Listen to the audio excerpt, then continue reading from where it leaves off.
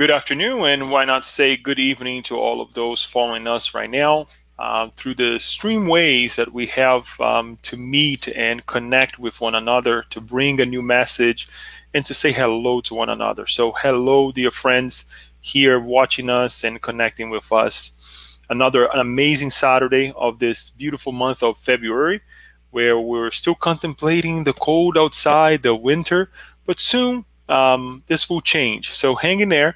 I know we have had some cold days here in Maryland and elsewhere as well, and we hope that the message today will be comforting and helpful in this matter too. Before we pass the word to Alba, who's going to talk to us about an amazing topic, scary for some of us, but very enlightening to say the least, I would like to read a passage of the book Happy Life, where we contemplate the moment and the environment, and we connect with our dear Master Jesus and with our mentors, and then we'll pray together. When you do not know about a subject, confess your ignorance. You are under no obligation to know everything or to be informed about everything. The honesty of someone who recognizes his own limits is worthy of esteem. And even if you are aware of the information that someone is giving you, listen with patience. You will be able to check it against what you know and enrich your own knowledge or correct it. A person who seems very well informed in reality may have only a superficial knowledge, appearing to know more than he actually does. A good listener always comes out ahead. This way, let us be a good listener, not only what is being said when we pray together, but also of our hearts, of our minds. What is being saying? What is it that we are saying internally? Is in conjunction with what we are saying with our words. If not, we need to tweak little things. That's not bad. It's just that we need to tweak certain things in order for us to live a more fulfilling life. On that note, let us follow what we have to say during this prayer. Dear Father, Mother, God, Master Jesus, mentors that guides us in this moment, we ask you that you guide our hearts and our minds throughout this hour and a half that we will spend together here in this afternoon into this evening, allowing us to learn, to share a little bit of ourselves as we send our good vibrations to one another, to those who will be watching us in the future, as well as to our speaker tonight. May this vibration of love that we have constructed, that our mentors have constructed for us, for this work, delivering this message to one another, going deeper into the necessities that we have of understanding who we are, where we come from, and where we're going, be delivered to other brothers and sisters so that we can live a more fulfilling lives. And why not ask for those who is not with us right now or who will not be us in the future, because we know there's a lot of struggle going on in the life of others, not permitting them to stop, reflect like we are doing right now. May somehow the message that we are about to share touch their hearts as we pray for all of those who cross our hearts and our minds now and ever. And maybe your love shower our hearts, giving us the opportunity to grow and to help others grow as we enlighten our lives together. And so be it. So as we were saying before, scary for some, but very enlightening to say the least. Alba will talk about the passage. So we always go through the difficulties of life, of trying to understand the other side, the spiritual life before and the after, right? We are here incarnated. But what happens during the moment that we are going through that transition period? These are some of the questions that perhaps it may have crossed your heart or your mind. Sometimes we kind of get caught up on, is it going to be easy? Is it going to be hard? Am I going to be in this moment of being lost, or like we just woke up? Well, I don't have the answers, but hopefully we will get the answers as Alba explains to us about this amazing topic called the passage. With no further ado, we'll pass the word to you, Alba. Thank you so much for being here with us and leading us into this conversation tonight. Hello, everyone. It is a pleasure to be here in this virtual space. And we send loving vibrations to all our friends from the Spirit Center, other Spirit Centers, and other friends in the future. So, certainly, there is a topic that is somehow scary for some of us. Somehow normal for some others. But what we want to do here is just to highlight certain concepts that the Spiritist doctrine is bringing to us. So let us share our presentation for tonight so it will be easier. If we are visual learners, it is easy when we have some visual aid.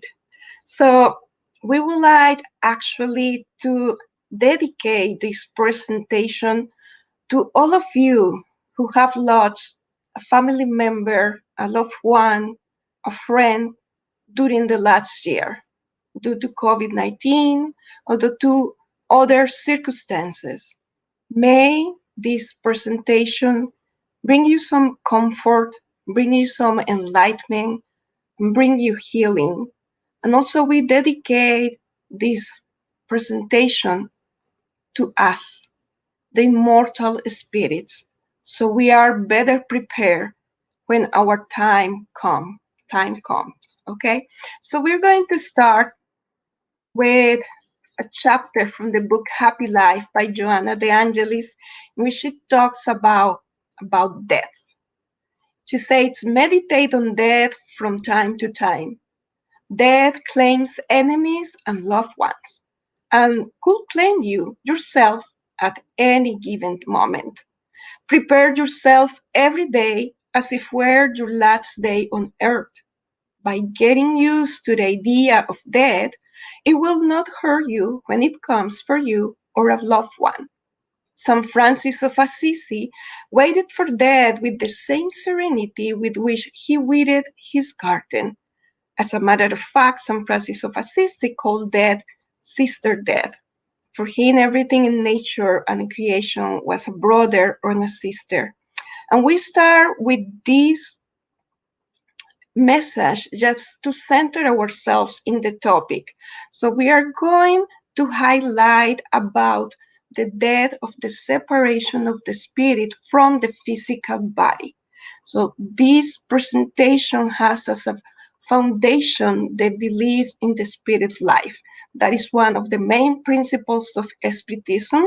We are eternal spirits. We were created, but we won't have any end. We won't finish. We won't perish. We are here as a spirit being having a terrestrial experience. So that's the main foundation of this presentation, especially for you. If you are curious, you're navigating the internet, you find this presentation later in the future, that's our foundation. So we are going to work from there. And we are going to use like a zoom lens because death in general, it is actually a science. It's called thanatology, and it has so many concepts and so many things to study that we won't be able to cover here in 1 hour or so. So we're just going with a zoom lens, and we're going to the very moment of detachment. What happened? What is going on when the spirit separates from the body? I am going to suffer. I am going to feel pain. I am going to feel nothing. I am going to disappear. What is going to happen at that very moment? And for that, we're going to start with some numbers just to have a perspective of how natural the process of discarnation, which is actually the moment in which the spirit leaves the physical body, it is pretty natural in our lives. We are bringing here two numbers. The first one from the World Health Organization. So last weekend at 5:15 p.m., so the total number of confirmed cases of deaths for COVID-19 was about 2,380,000 people, around 2,400,000. That was reported last weekend. So we have an idea of, in that less than a year or so, like a 2.5 million of people discarnated. But also, we have another numbers, and we found this in this website that is called Our World in Data, which is fantastic because everything comes in with these graphics, as is giving you a visual content and some statistics. So here in this graphic, we are going to the year 2019, and if we see, we go up to the very point here, it says Oceania, and then we see this number here. It is about 54 million of people. So in any given year, with no COVID-19, with no pandemic, with no wars, with any other given year, the number of people discarnating globally, it is about between 50 and 54 million of people. And it is nice, we didn't bring it here, but it is also nice to compare this graphic of people who die or who discarnate also with people that is coming to planet Earth. That is a relationship between the births and the dead. So if we go back in history, the total population of the planet, we have less people on the planet, therefore less people were dying and less people they were born. Currently, these 54 million of people discarnating yearly from discarnating in any given year, this number, it has also its equivalent in the number of births. But today we're not going to talk about the birth of the spirit. We're going to talk about the detachment of the spirit, just to have in our mind that this is something that happens every day, every minute, and it's going to happen to all of us. If we enter the world, we need to exit the world. And we bring the words of Haruki Murakami. He is a Japanese writer that says that death is not the opposite of life, but is a part of it. It is a natural process, and that's the first idea that we would like to communicate tonight. It is natural process. As we born, as we live, as we depart, everything is part of life. It is natural. So let us go now to the death of the body, because we were curious, thinking, how the doctors and the health workers, they decide that that a person is dead, because there is no apparatus or anything that can sense the spirit attached to the body. No a precise machine that is doing that right now. We can have some machines that can perceive, but not with the precision to say, oh, in this body that seems like is lifeless, the spirit is still attached. We don't have that means here on planet Earth. So we went to a friend, actually a doctor, a medical spiritist friend, and she helped us with this article that is called The Diagnosis of Brain Death by Dr. Widdix. Please bear with my pronunciation. And this is from the New England Journal of Medicine. So my friend doctor, she has access to these journals, and she kindly passed the information to us. And we just took an excerpt from this article because it's very, very interesting how in the United States, the doctors and people in the health area diagnose or say, okay, this person is now dead. And we're going to read. We don't want to be wrong. So doctor with thinking start saying, physicians, healthcare workers, members of the clergy, and lay people throughout the world have said fully that the person is dead when his or her brain is dead. In the United States, the principle that death can be diagnosed by neurologic criteria designated as brain death is the basis of the Uniform Determination of Death Act 1. Although the law does not define any of the specifics of the clinical diagnosis, there is a clear difference between severe brain damage and brain death. And then the article starts explaining step by step how this neurological diagnosis it is made.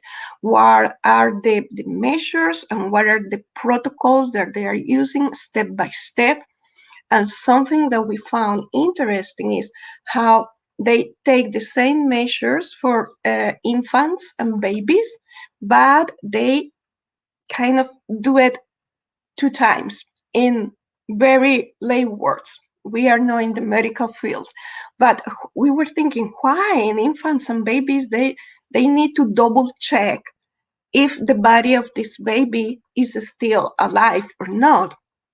It is because obviously the organs and the function of the brain is different, it's still in development, so they need to double check.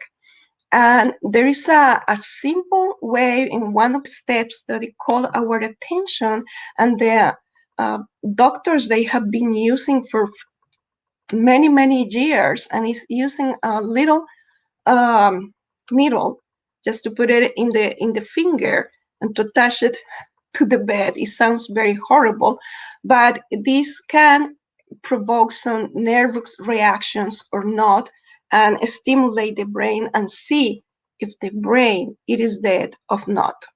So we invite you, if you have interest in this topic, especially the death of the physical body, just to go and keep researching, because it is really fantastic how now they take these protocols and step by step they determine the diagnosis of the brain death, and therefore the person is dead, which is very interesting also because if we think, in our spirit resides our mind, the mind that produces ideas, that produces concepts, the mind that loves, the mind that creates our character and our personality, and the organ that reflects the spiritual mind in our physical body is the brain.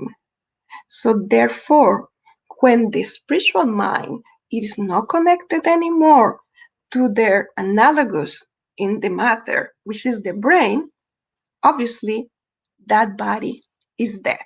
And this is, again, in very simple words, the first reading from Joanna de Angelis when say, just listen to the one who's speaking and be patient.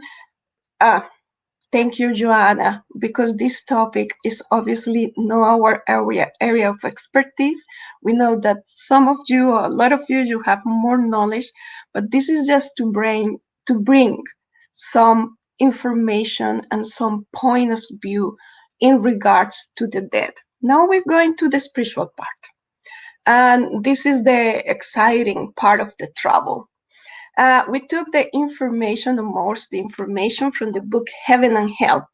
And it is, Heaven and Hell is divided in 2 parts. So the second part in the first chapter is the whole explanation, step by step, of what happened when we discarnate, on where our spirit separates from the physical body. And then the rest of the second part is about cases that we are going to see. Here are some cases, because it's nice to see an example of this, right? It's not only theories like, oh, wow, this is real. So We are all spirits in a material envelope, and therefore we need to leave this material envelope one day. We don't know when, but we need it. And Allan Kardec in the book starts saying, the extinction of the organic life produced the separation of the soul from the body by breaking the fluidic connection that links them together. However, this process never occurs abruptly. The peri-spiritual body disengaged little by little from all the organs so that the separation is complete and final only when not a single atom of the perispirit is connected to any one molecule of the body. And this is coming from the concept that our spirit is not inside of our bodies. It is not. Our spirit is connected to our body through a third body that we call perispirit, that is invisible to the naked eyes, but it is a transition between the spirit that is very ethereal, in which our mind resides. Then we need another type of dress that is very light, which is called the perispirit, and is the perispirit that is connected to our body, atom by atom, little by little. So when all these little connections are being detached, is when we are free from the dense matter, and it's when the death of the brain occurs. The physical body is dead. However, our spirit, it is not. And one of the things that call our attention here, this says never occurs abruptly. So we were thinking, what happened in an accident when we are full of light and we have an accident and then our body is not full of life anymore? We're going to see some examples about it to answer this question. The other question is, so to disconnect that, to do that disconnection, this disengagement, it is going to be painful, or I'm going to have some help? Let us see. The painful sensation that the soul experiences at the moment results directly from the number of points of contact between the body and the perispirit. And this in turn determines the greater or lesser difficulty or slowness of the separation. And in other words, the more attached we are to matter, the more difficult is going to be the separation or the disengagement, and therefore we will have a sensation of pain or suffering. Kardec is also explaining here what is the relationship between death, discarnation, and the suffering. And he said that it depends of the circumstances. And he explained here that there are four cases of four main circumstances in which we can discarnate. However, he clarifies that among these four circumstances is like a spectrum. It could be something in between. So we can stretch these 4 points of reference to many different forms of discarnation because we are unique. We are unique spirits, not all of us born the same, discarnate the same, and learn the same way. So that's something that is going to be unique to us. It depends of our reincarnatory plan also. How are we going to discarnate? How are we going to exit the lifetime on planet Earth? Do we need to repair something through long illness? Do we need to have a quick death, like in a shock or in an accident? It depends of what we need, and it depends also on how are we handling our lives right now. Let's set an example, because it seems like there is a determinism here talking about death, like I'm going to death of a car accident, so I'm not going to cross streets anymore. I'm not going in a car anymore. No, it's not that. We have our free will. And through our free will, we can create our very own circumstances of happiness or pain. And it's the same with discarnation or the way we are going to discarnate. It could be less or more painful depending on our circumstances now, in our behavior now, in how we improve our lives now, in how we serve others now, in how we reach out to the community, and how we are kind, gentle, genuine individuals. It depends of that, and we can change the course of the situations for us with our actions now. So we're going to see here what is this relationship between death and suffering. So the first case or the first scenario is if at the time of the extinction of the organic life, the disengagement of the Parry Spirit has already been completed, the soul will feel absolutely nothing. And we can have an example of a long illness. Long illness, let's put an example, a cancer, right?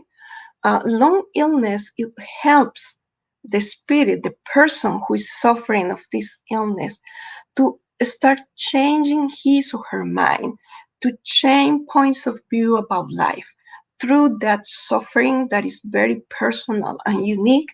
And only people who has been going through this path, they know how it is it. So, but all of them, they have in common that they change perspectives, the survivors of cancer. Let's put it that way.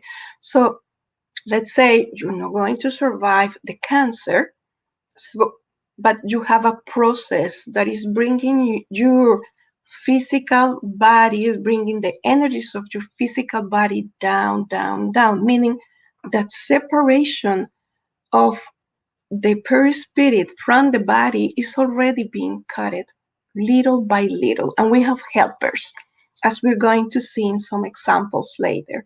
We are not alone in this process, but it's very natural, the way of the body that is kind of shooting down, and then the spirit goes free. And like Kardec puts an image here, it seems like when we have a ripe fruit and falls from the tree, it is natural. The tree doesn't feel anything, not the fruit, but if it just falls because it's ripped. So this is the first case. And also depends of the mental state of the person. The more aware we are about the spiritual life, the more conscious we are that our body will perish. Like Joanna De Angelis says at the beginning of this presentation, she say, meditate on death from time to time, because it is natural. It's going to happen to you and to your loved ones. So when we are ready, we will rip like the fruit and just go to the other side. We would like to clarify actually in this picture that this guy is not dead.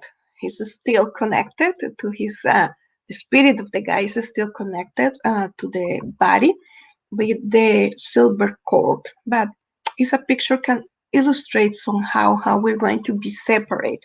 Sometimes when we don't feel absolutely nothing is because that silver cord was already cut before the death of the brain or the death of the body.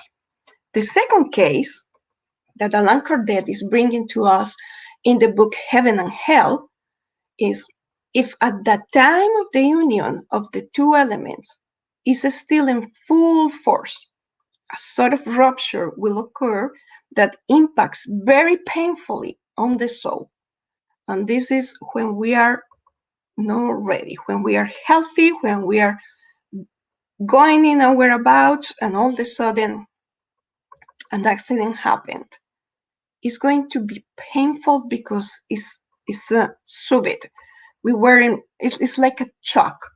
but it's not going to be a long moment of suffering. It's when we hurt ourselves with the hammer, we're using the hammer, it's like ouch. It's very intense, but it's very quick at the same time. Okay, so hold there. Don't think that we're going to suffer unbearable. We are definitely, the separation of the spirit from the body is going to have some suffering, but when we see the examples, we're going to feel more confident about how is our going to be our passage, or how the passage of our loved ones were. The third case, or the third way, is when the union between the body and the spirit is weak. The separation will be easy and occur without shock. Like when we get old, it is little by little that also the connections start being cut, being separated, and the more we age, this process is also increasing. It's like we're dying a little bit every day because our body is getting time, is getting wear, is getting tired. So we get some illnesses, so we get some aches and pains. And sometimes there are elder people that they are very healthy, but still the body have underwent experiences in life. So the wear is there, and the natural connections are being cut little by little. So when that union is weak, there is no shock at all. And the final case of discarnation is after the complete cessation of the organic life, there are still several points of contact between the body and the Parry Spirit. The soul will feel the effects of the body's decomposition until the tie is completely dissolved. And this is one of the worst case scenarios, and is basically talking about suicidal spirits. Because life is one of the loves of God. He gave us life. He or she or it is going to take it back. We are not still in the evolutionary level to take that decision over our bodies. We are not, and we will not take that decision, because let's say if our reincarnatory plan for Albita is to live around 85 years old, more or less. It depends on her actions, because if I decide to have some things to do things that is going to deteriorate my body, I'm going to accelerate the process of discarnation, like I don't know, like smoking or drinking or any other thing. So my lifespan is less than the 85 years. But let us say that it's 85 years that we planned more or less before we were born. And then we enter in a crisis and we decide to take our life. So nothing is ready for that separation. No the body, no the perispirit, no the spirit. Nothing is ready, and we are going against the laws of God. And therefore, that disconnection is going to be slow and painful. And suicidal spirits that report when they come, and in the heaven and hell, we can see there is a part for suicidal spirits. They report what happened after they take the life of the body and they discover that they are still alive, and their pain increase in an insurmountable amount. They describe how they feel the decomposition of the very own corpse. They feel it in the perispirit, because it's the perispirit, the body, the spiritual body, that feels. The physical body doesn't. When the physical body doesn't have the spirit connected to it, we can do anything to the physical body and we're not going to have any reaction. It is when we are connected through the Parry Spirit that we have the physical sensation. The neurosystem is working and connected, sending this information to our Parry Spirit and to our mind. It's not interesting. It isn't. Like everything is condensed in our Parry Spirit. So now we're going to see some examples. We see that we need to disconnect, to disengage little by little, atom by atom. We see that there are different ways to this disconnection. But now, how this happen? Let's see. Before that, we will finish with this, right? The suffering that accompanies death will depend on the adhering force that binds the body to the Parry Spirit. Everything that might help to weaken this force accelerates the speed of the disengagement process, making the passage less difficult. If the disengagement occurs without difficulty, the soul will not experience any unpleasant sensation whatsoever. Again, it depends of how we live our life is going to be our death or our discarnation. So again, the more we exercise our spiritual life, we nurture our spirit, we pray, we learn, we serve, the more aware we are that we are eternal, that we set goals not only for this lifetime, but for the future. If we visualize ourselves in a more elevated state of conscience, and we exercise this day by day, because living on earth is not easy, we know that, but it's going to help us at the moment of that disengagement. We are going to suffer less, to feel it less, and we have examples for that. However, there is something that all of us, even the most pure spirits, experience it except Jesus, which is the state of confusion. All of us, we are going to experience the state of confusion, which is different to experience suffering. Suffering or feeling pain because we are detaching or disconnecting is different than to being confused, right? Like where am I? What happened? So Kardec expressed it this way. During this time, the time of disengagement, the soul experiences a sort of numbness that temporarily paralyzes its faculties and neutralizes the sensation it feels, at least partially. The soul is in a state of catalepsy, so it seems like it's dead, but it is not, so to speak, because it is almost never consciously aware of the last side of death. We won't see, as when we born, we don't recall, we don't have that in our conscience. We don't remember. It is imprinted in the subconscious. We don't remember. It's the same when we go back to the spirit realm, because we are reborn in the spirit realm, to put it in some words. So we don't remember that moment. And this state of confusion can last some hours or days or months or years. Again, everything depends on us. So some spirits that we assist in our spirit center at the Spiritist Society of Baltimore, they came to us in our mediumistic meeting in a state of confusion. They didn't know what happened. They thought they were still linked and connected to their physical body. They were confused about why their family members didn't talk to them and they were ignoring them.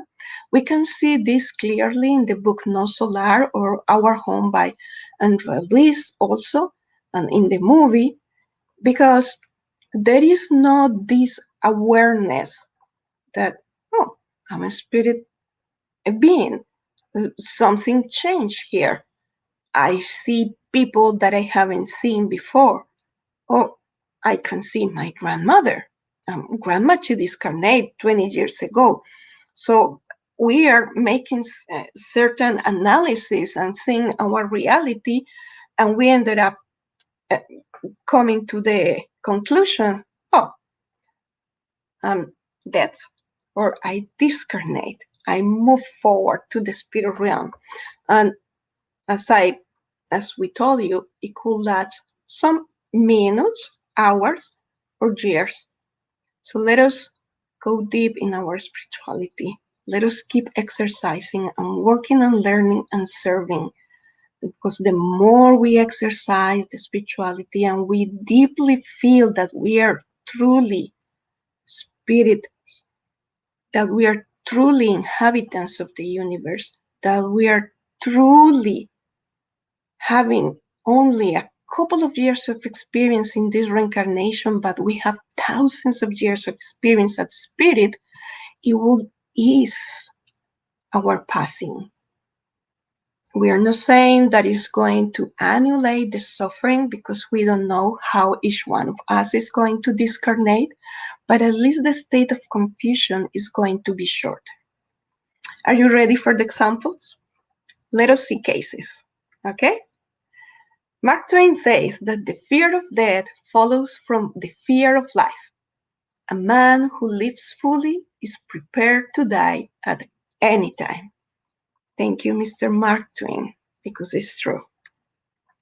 So we start with one of the examples that are in the same book, Heaven and Hell. In the second part, chapters 1 to 8, Allan Kardec is bringing to us 66 cases of discarnated spirits that are bringing their accounts on how they discarnate, how they feel right now in the spirit realm, if they are aware or not, if they're in the spirit realm, etc., etc. And Allan Kardec, he classified these different spirits in several groups: happy spirits, average spirits, suffering spirits, suicides, repentant criminals, hardened spirits, earthly expiations. So, and if you want to go and see and read these examples, they're fantastic cases. We wish one day cinematography can bring them life, because they are very educating. We are learning from the experiences of brothers and sisters that disincarnate before us, and they're bringing these accounts.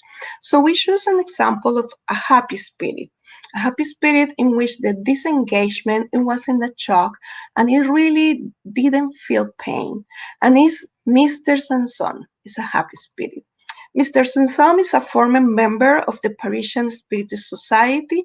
He died, or his body died, on April 21st, 1862, and after a year of cruel suffering. They don't say what was the suffering, but before he discarnated, Mr. Sanson, he writes a letter to the Parisian Spiritist Society requesting them that the mediumistic group evoke him after he discarnates, because he would like to contribute to the studies of Spiritism.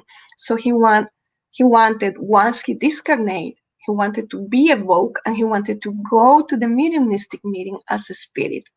So Kardec and the other members of the society, they honored this. So the next day, the 2 days after, on April 23, he was evoked. And he says, it is a special blessing of God to allow my spirit to communicate, but I am weak and trembling. So he was still feeling like he was sick a little bit.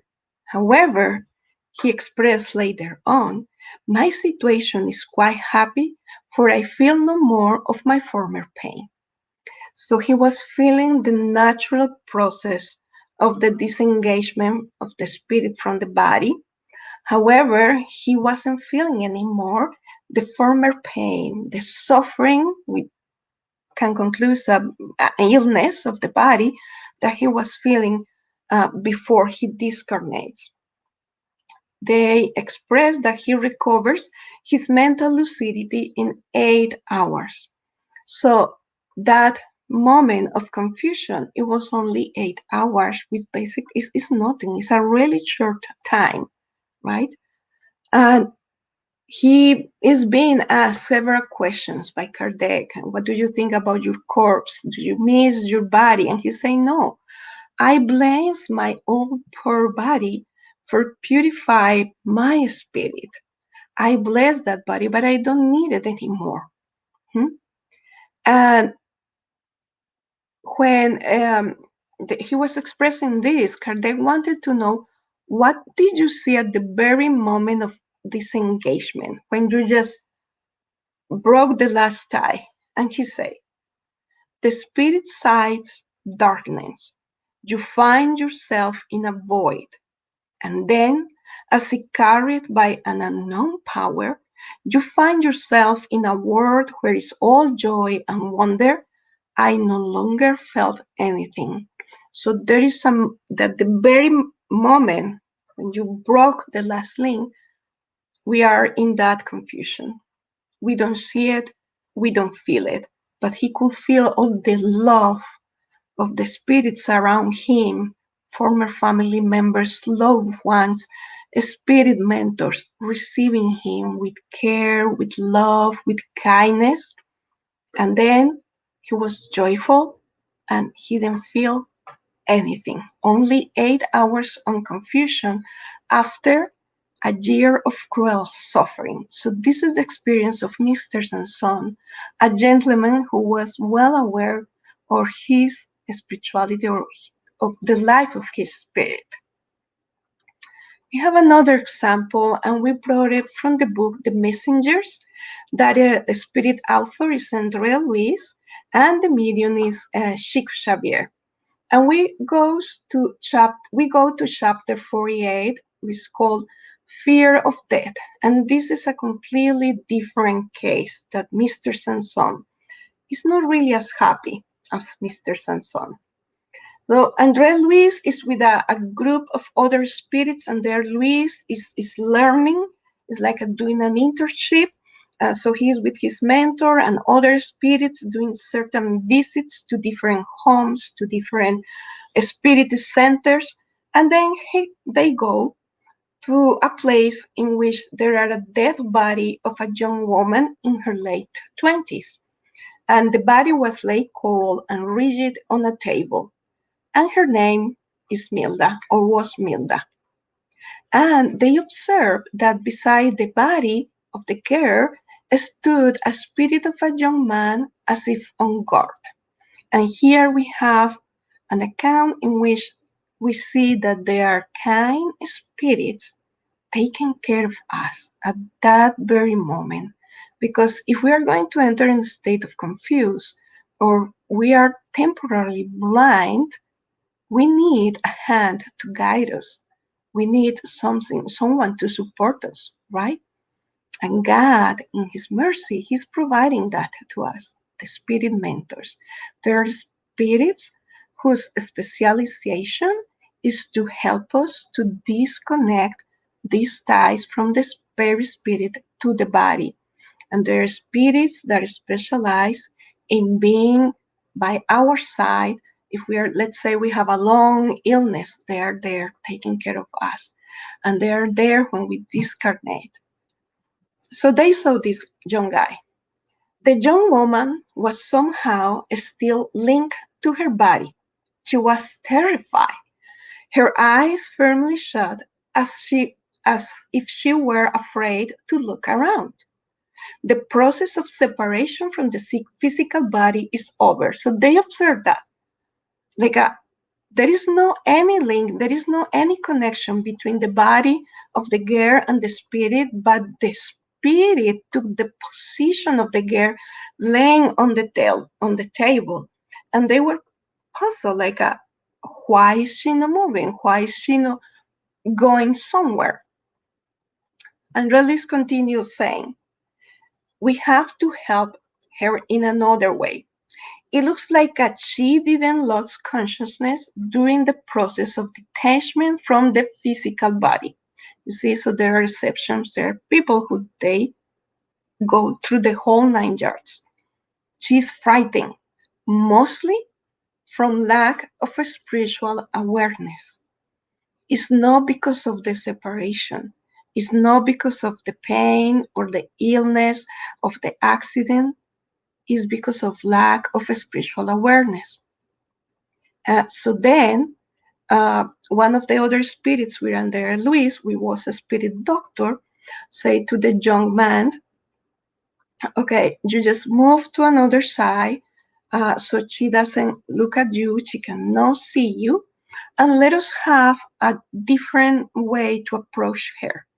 So he present himself to Milda, looking like a doctor, right, with his white coat, and start talking to Milda and say, Milda, death doesn't exist. Just believe in life, in eternal victorious life. And she opened her eyes and she was like, oh, thanks God you came, doctor. I thought I was having a nightmare. It's been hours and hours of this suffering because I was seeing my dead ex-fiancé. And actually, the fiancé was calling Milda's name for about 6 hours. But she is not aware of her situation yet. So they apply passes. And they say that after passes, the young woman fell asleep. Then the spirit doctor moved her gently away from the physical body and placed her tenderly in the arms of the young man. He was a spirit who loves her. He was her fiancé and was a good guy and was there to assist her, but she was terrified because she didn't know she moved to a different realm. So and then they say that thanks to her moral qualities, she won't need to spend any time in the lower zone or suffering, meaning that that was the end of her state of confusion. That was about 6 hours. But although she didn't have this spiritual awareness, she has moral qualities. She was a good girl. She was a good person, lacking this knowledge. And that's why we want to bring this to you, especially you that is new to the spirituality, spiritist teachings, something that is connected to our spirit. That's why we're doing this presentation, especially for you.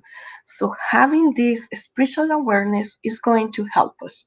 And then the ex-fiancé hold her and they move to a spiritual hospital in which she's going to take care and she is going to wake up and she's going to have a process and with the help of the doctors there to understand her situation.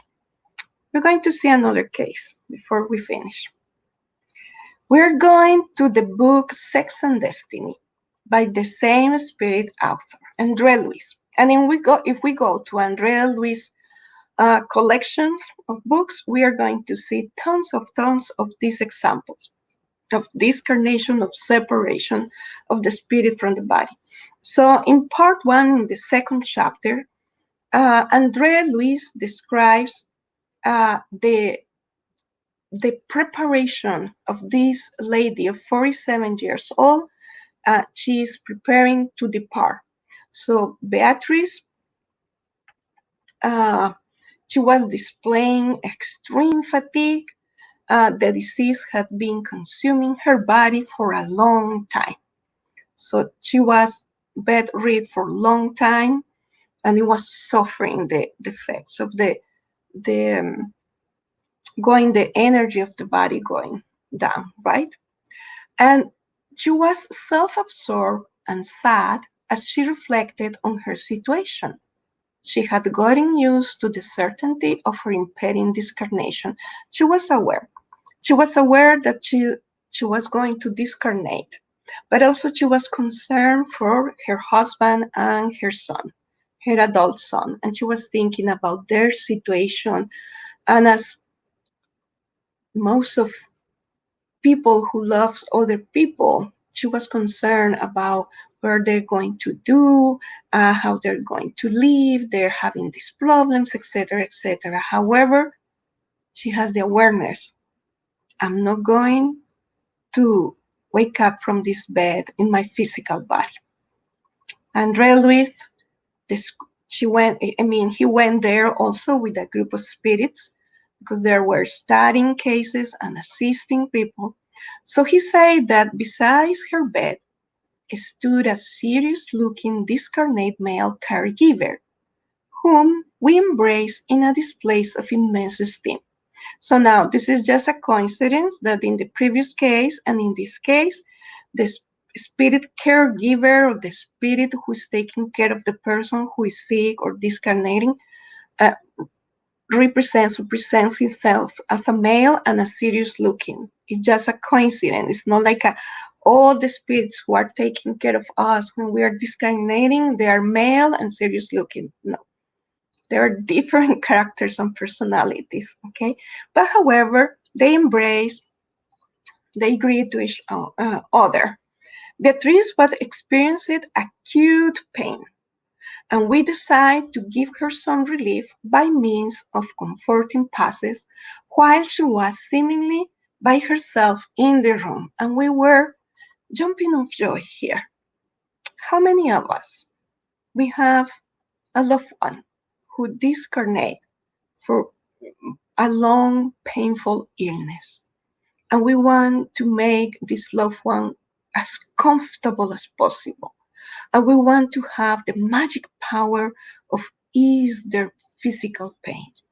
So knowing this information, it truly gives us hope and comfort, and is going to give us certainty that we are not alone in all of these main processes of life. So they decide that they are going to comfort, to ease her physical pain by applying passes. So during the process of passes, she remembered her deceased father. Actually, one of the spirits there was her father, Pedro. So Pedro placed his right hand on his daughter's forehead and he prayed.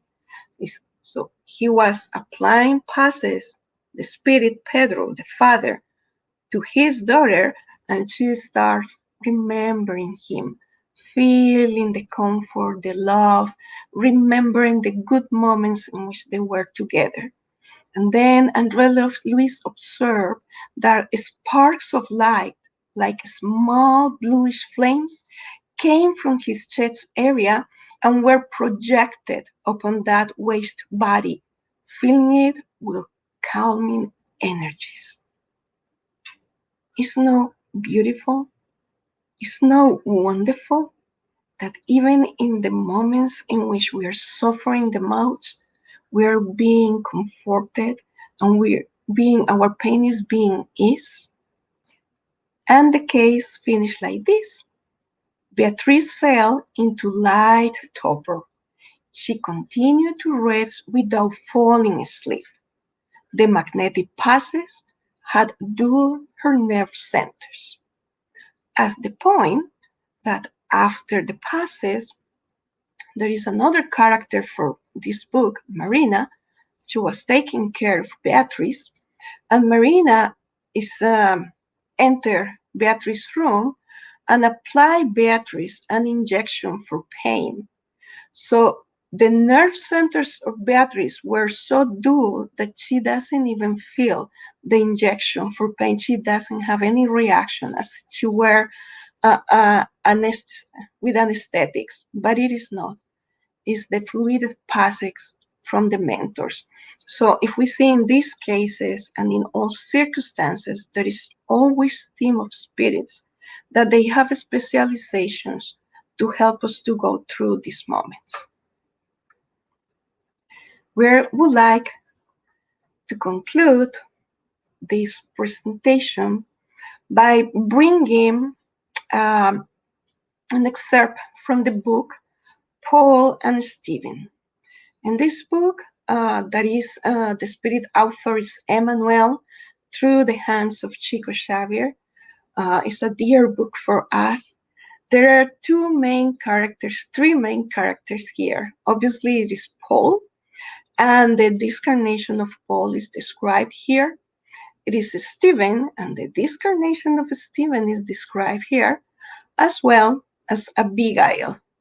her discarnation is described there.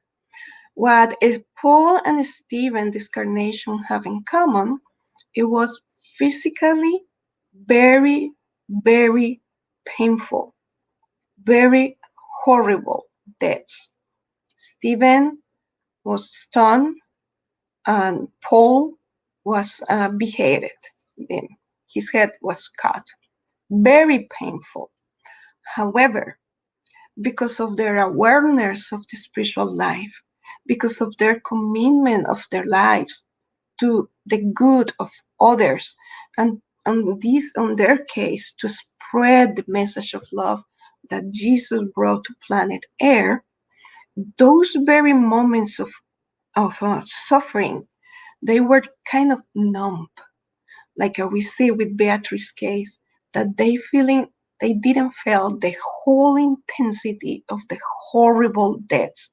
And both of them, they could keep their serenity, they could keep centeredness, and they both forgave their executioners. This is another level of this game that is called life. There is something that we may want to have one day.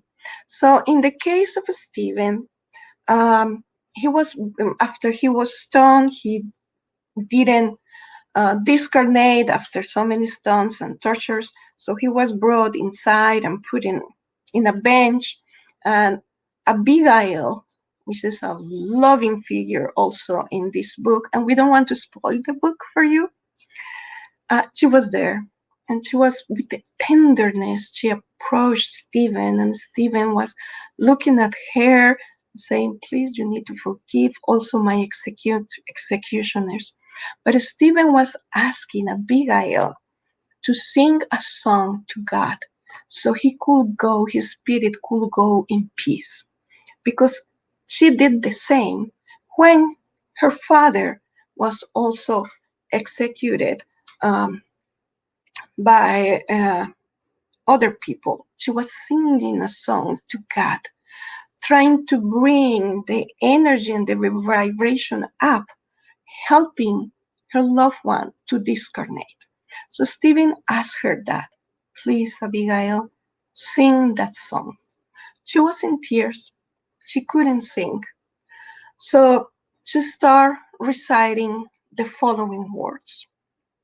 Lord God, Father of those who weep, of the sad, the oppressed, fortress of the defeated, comfort in all pain, despite the bitter misery of the weeping over our errors. From this world of exile, we clamor for your love. In the afflictions of the way, in the night most tormenting, your generous fount is the good that shall never dry up. You are in everything in the light eternal of joy and peace, our door of hope which shall never close. When everything despises us in this world of iniquity, when the tempest comes upon the flowers of illusion, O Father, you are the light divine, the hymn of certainty, overcoming all harshness, overcoming all afflictions. On the day of our death, in abandonment or in torment, help us to forget the darkness, the pain, the evil, that in our final moments we may feel the light of life, renewed and forgiven in happy and immortal peace. And Stephen says, death does not separate those who love each other. Thank you.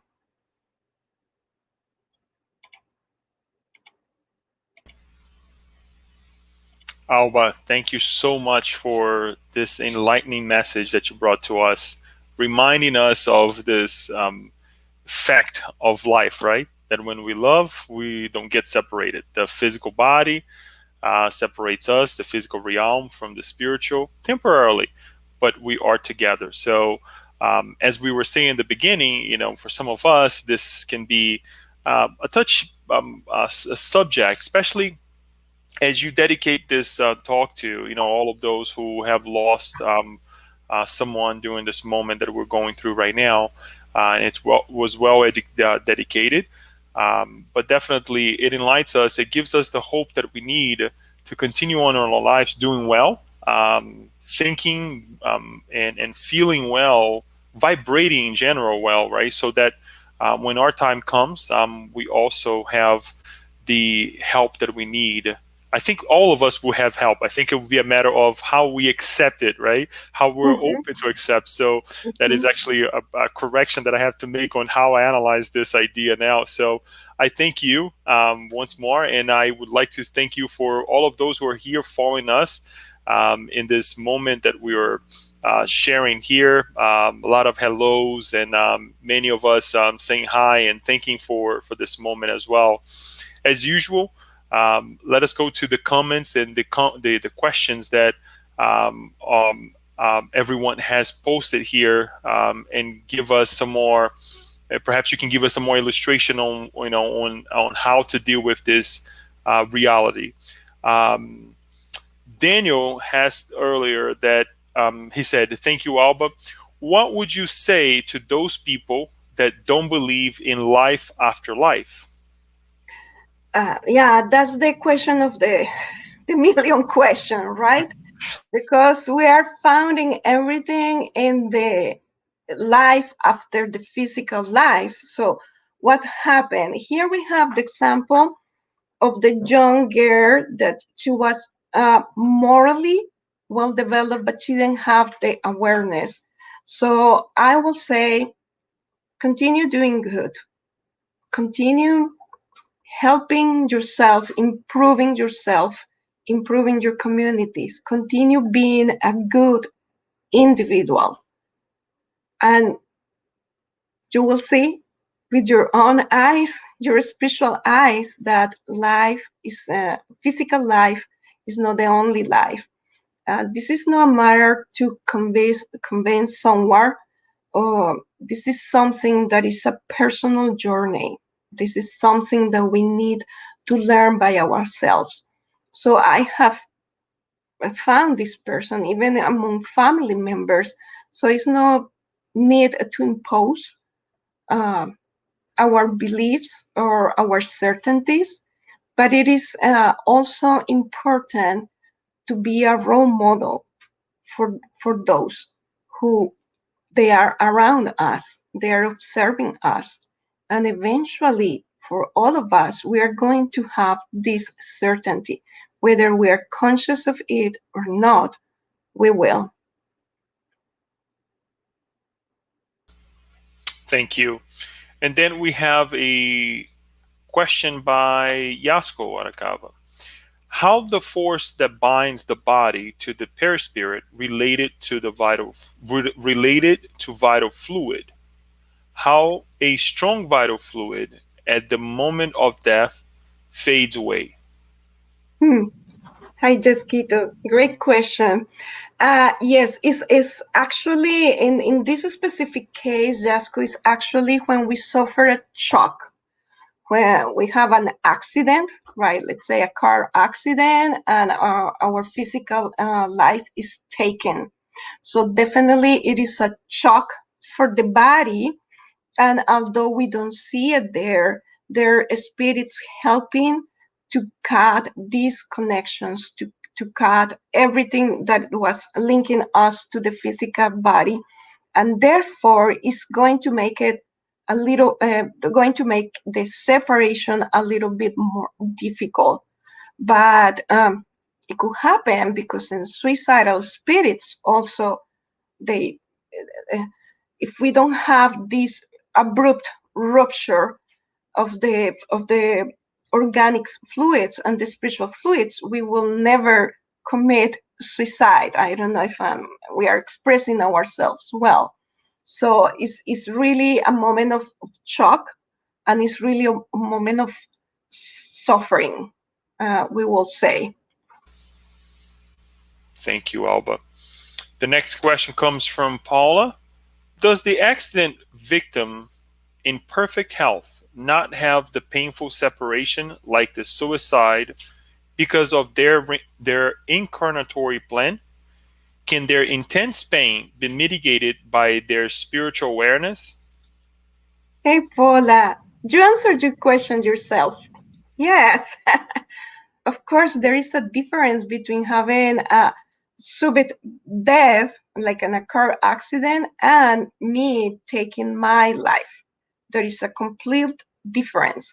And in every situation, let us put aside the suicide individual, in every situation in which we discarnate, there is always this kind and gentle spirits helping us to ease the pain, to ease that moment of confusion, to guide us through that moment of kind of spiritual blindness. We are not alone, and definitely we have accounts, not spiritist accounts, of people that have suffered terrible car accidents. This is a near-death experiences, that they have these terrible car accidents and they don't experience any pain. They just separate themselves from the physical body, and actually they don't want it to come back because they feel the joy and the welcome in the spirit realm. And then they are told, this is not your time yet, you need to go back. When they approach the physical body again is then when zoop, that conscious comes back and they start feeling the pain, but they are in the hospital recovering. So with the suicide spirits is different. The assistance is there, the help is there, the spiritual assistance, but the mind of a suicidal spirit is in such a state of confusion that it's hard for them to distinguish between their spiritual reality and what is going on around, that they are not open themselves enough to receive this help. Actually, in the movie When Dreams Come True, they kind of portray this when the painter, she's a suicide person, and she goes to this place of suffering that her own mind builds, and it's like a, how do you say this, like a cocoon that even the good spirits can't penetrate because they need the willingness of the person. So a suicide spirit can recover, definitely. It's a long process of recovery. It's a very long process, but it needs the spirit's willingness to do it. So when we have the car accident, for instance, and we have this spiritual awareness, is because we are cooperating. We are cooperating with the spirits that are helping us, and this ease or numb the pain and the confusion. Very well explained, but thank you.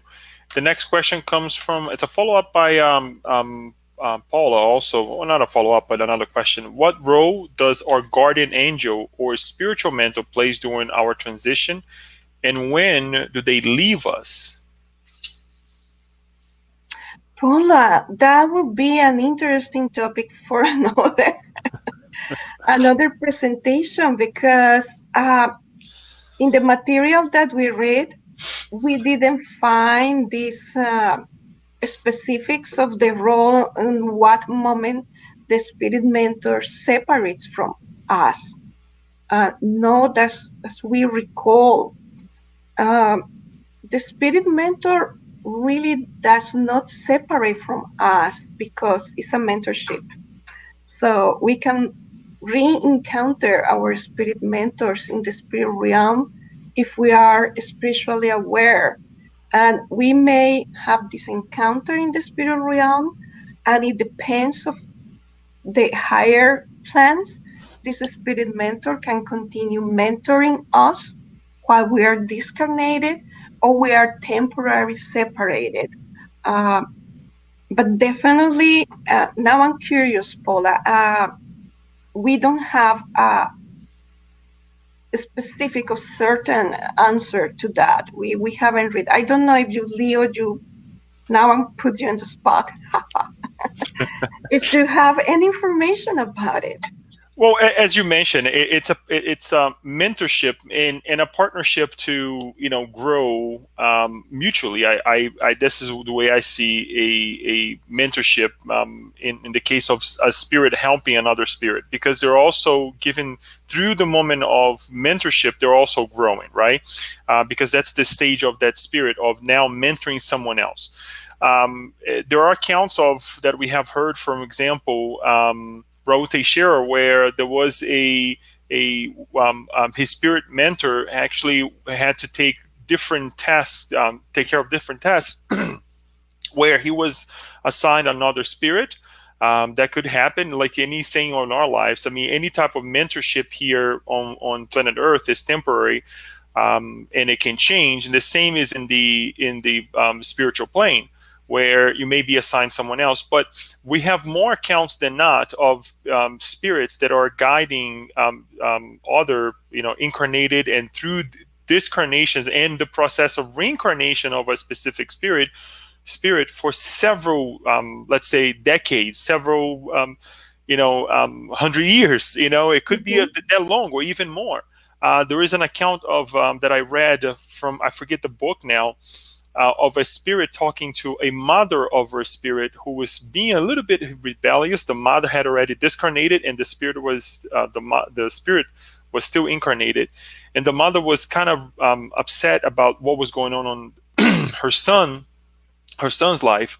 And she's like, well, I'm his mother.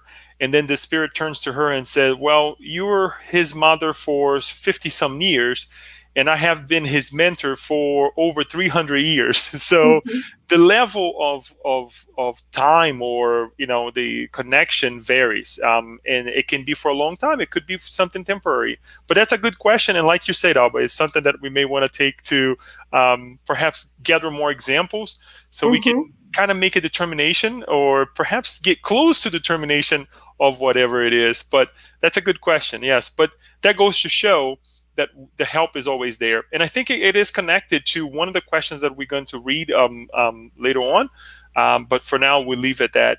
And then we continue with many, as Yasko said, very emotional and consoling material. Mm. And Cristiano Predo saying thank you on the lecture. You're Alba, welcome. Kirsten saying beautiful, Alba, great work. Oh, Kristen. And then Paula saying great talk, Alba, and timely. Look forward to sharing it. And then Oh. Mhm. Chris Ragnar says thank you for your time and dedication, love and blessings from Australia. Wow, Oh, thank you, Australia. Chris. And then we have Kirsten saying, isn't it a paradox that because of the law of preservation, we need to fear death, but at the same time, we need to accept it as a reality. How do we reconcile with that dichotomy of life? Great comment, great question. Yes, yes, it is a paradox. However, Kirsten, when we embrace life, when we love life, when we love ourselves, when we are happy with ourselves, and we do whatever is necessary to preserve our physical body, to preserve our mind, we are preparing actually ourselves to have that moment of departure. So you are right. The fear of death was put in our minds hundreds of thousands years ago. So we don't start kill ourselves and discarnating and coming back. So that was necessary for the moment in which we were living still. Because if we don't have that fear of death, it will be very easy situations when we encounter our very first serious obstacles in life.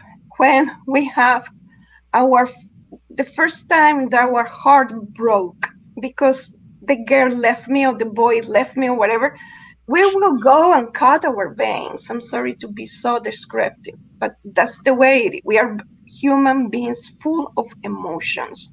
We will take our emotions in full force and do something to our bodies. So we need it. We need that fear of death as a self-defense to preserve life. It's not the fear of the passing. It's not the fear of the moment of that moment that is needed to be in our hard drive. It is the fear understanding that we need to preserve life, our very own and the life of others. This happens when there is some sort of, like right now we are living in our country in Texas, right? We have this news of a lot of people suffering because of the loss of power, no water, etc. And I don't know about you guys, but we don't know them, but we want them to be alive and well. And it's part of the preservation. But also, as Mark Twain says, when we live a full life, we are preparing ourselves to have that detachment. I don't know if I answered your question, Kirsten. Very well, I think you did. And it's interesting, Alba, that you're saying this because with the fear of with the preservation, right, of life. Let's talk more in a positive way. We are already doing things to ourselves that are so detrimental, negative thoughts, negative feelings, connecting with negative things. Imagine if we didn't have that, right? It would be even worse. So I think that goes to show that yes, you were very descriptive on what you're saying about us taking our lives away in a more physical way. But what about the negative things that we're doing as well that leads to let's say a faster discarnation, right? Or leaving the physical body prematurely, if we can say this way. There are a lot of things that we really need to pay attention with this idea of leaving well, right? Praying for others, praying for ourselves, and it's not easy because the moment of the difficult moments really strikes us in such a way sometimes that we can get lost. However, the help is there. If the help is there, right, for when we are discarnating, the help is there as well when we are doing well, when we're in the physical body. Mm-hmm. So Yes, of course, we need to definitely. value, we need to value this more than ever. So thank you. Yes. One of the questions that I wanted to bring here, that it was brought by Cristiano, as we mentioned earlier, he says the following. And what about the massive discarnation? Is there enough help for the good spirits for all souls? And before you answer, Alba, I want to just insert one small phrase here. Read the book Planetary Transition. Yeah. And I'll go ahead and pass it over to you. You wanted to answer the question Well, about it's your talk, massive so discarnations. I'll let you go ahead and do your take first, and then yes, I can compliment if I'm quite sure you'll be able to answer the question. So go ahead. There is a legion of spirits for each incarnated human on planet Earth. A legion is conformed of 6,000. Oh, I don't know if I'm mistaken, but let's put it that way. So yes, Cristiano, there is enough number of good spirits, of high evolved spirits. We don't know yet what's the number of these spirits. We believe there is more. As a human beings, our tendencies to think and to believe that there are more evil than goodness. And there is goodness in the universe because there is God and there is love. And Jesus is not the only Christ. There are so many more of his level. So obviously there is, and in these tragedies, as Leo says in how is the book? Planetary Transition. They narrate beautiful there how the spirituality is so well organized that they already knew they knew way in advance what is going to happen. So they prepared themselves. They prepared teams according with the culture of the people, according with the way they're going to discarnate, according with the spiritual awareness of the people that are going to discarnate, according with the religious beliefs. So they compose teams of different spirits that they are working in the evolution of the planet Earth. So when these things happen, like COVID-19, it's a massive discarnation. The teams are ready. They knew. They knew back in May 2019 or even before that, and they were organizing themselves to receive all these spirits and to provide the care, the companion, and the prayers that they need for the process of discarnation. Now, for each individual, the story of discarnation is going to be according with the spiritual awareness.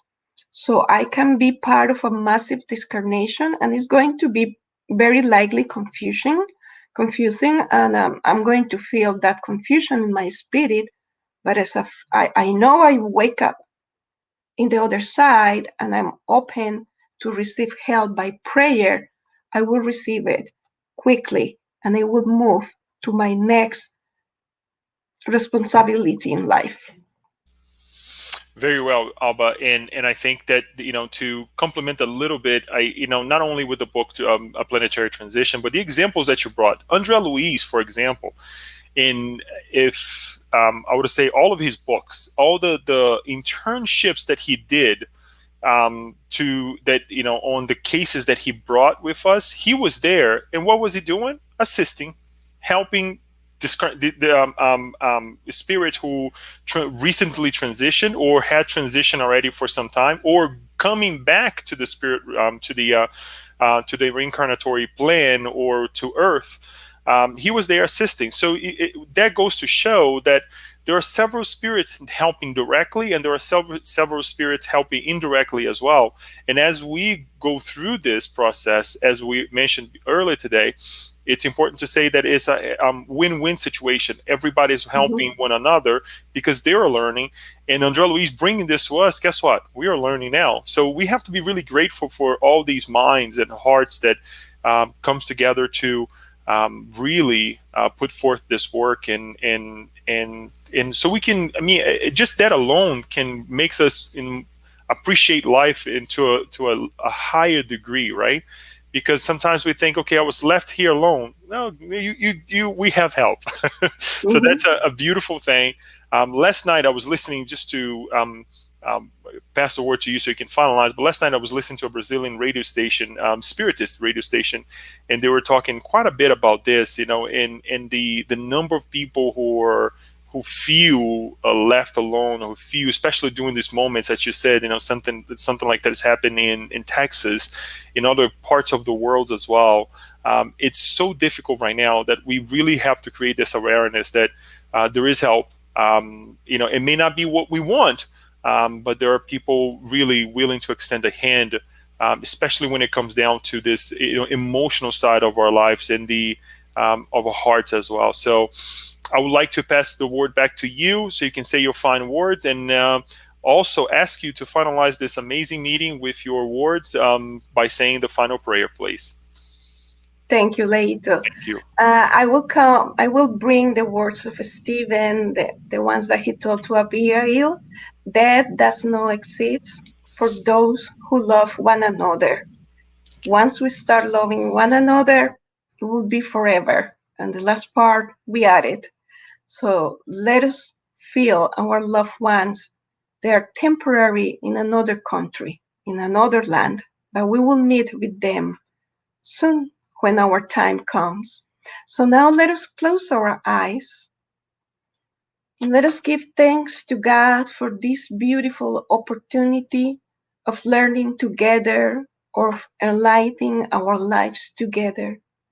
Let us give thanks for the moments of healing, and especially for the presentation that during the time of the speaker, we were receiving passes and the healing in our hearts, in our minds, so we don't feel so profound the pain of the separation from our loved ones and friends. Let us dedicate sending loving vibrations of love